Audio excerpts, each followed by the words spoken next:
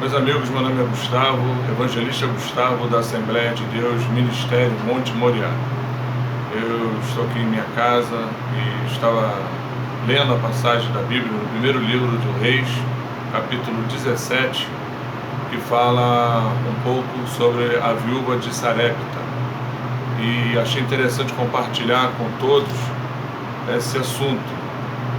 Era uma época onde o profeta Elias prediziu a não chover mais sobre Israel até que ele voltasse com sua palavra pedindo para que tornasse a chover.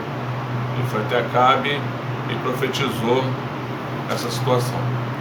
E Deus ordenou que ele fosse para o ribeiro que ficava em Quiriate, perto do Jordão, e que ali se escondesse durante um período de tempo, e que Deus o sustentaria, e assim foi feito. Durante o período de tempo, Elias, através desse ribeiro, bebeu dessa água do ribeiro, e os corvos lhe alimentavam com pão e carne de dia e de noite. E quando se secou o ribeiro por causa da falta de chuva em Israel, o Senhor novamente veio a Elias e mandou a Sarepta encontrar uma viúva, dizendo que falaria com ela para que ela o alimentasse. E Elias fez como o Senhor ordenou, foi até Sarepta, encontrando a viúva catando lenha, falou para ela que estava com fome, queria um pouco d'água primeiro. Ela foi, pegou um copo d'água para ele, e depois ele pediu para que ela fizesse para ele um pão, um bolo. E ela falou que não tinha, que estava catando as últimas cavacas para fazer um pedaço de bolo para ele e para o filho, e depois que eles comessem eles iriam morrer. E Elias falou: faz como tu disseste, mas primeiro faz um para mim. Bom, o que eu acho mais interessante nessa história é que a mulher fez como Elias ordenou, mesmo ela tendo um filho, mesmo ela passando toda a necessidade, mesmo ela já tendo a própria consciência de que iria morrer, ela confiou na palavra do profeta, aceitou fazer para ele primeiro o pão, e depois o que sobrasse seria para ela e para o filho. Mas o profeta Elias disse para ela que a partir daquele momento, segundo a palavra de Deus, não lhe faltaria mais nada e nunca mais faltaria nem a farinha nem o azeite naquela casa. E a mulher creu na palavra de Elias, e assim foi feito. Ela fez para ele, e nunca mais, segundo a Bíblia, naqueles dias, nunca mais aquela mulher teve problema com comida em sua casa, nem seu filho. Depois tem uma longa história a partir disso. O filho dessa mulher adoece, ele vem a falecer. Elias clama ao Senhor para que a sua alma retornasse ao corpo da criança. O filho dela torna a viver.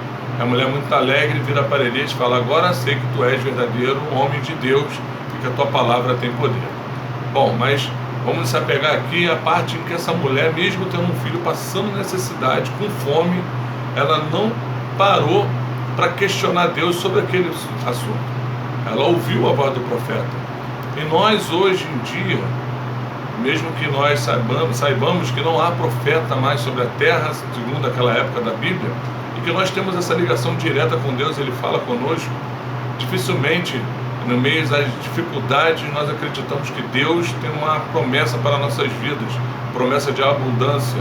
Acreditar em Deus e crer na palavra dele, que a profecia maior para nossas vidas é a própria Bíblia, é a própria palavra do Senhor.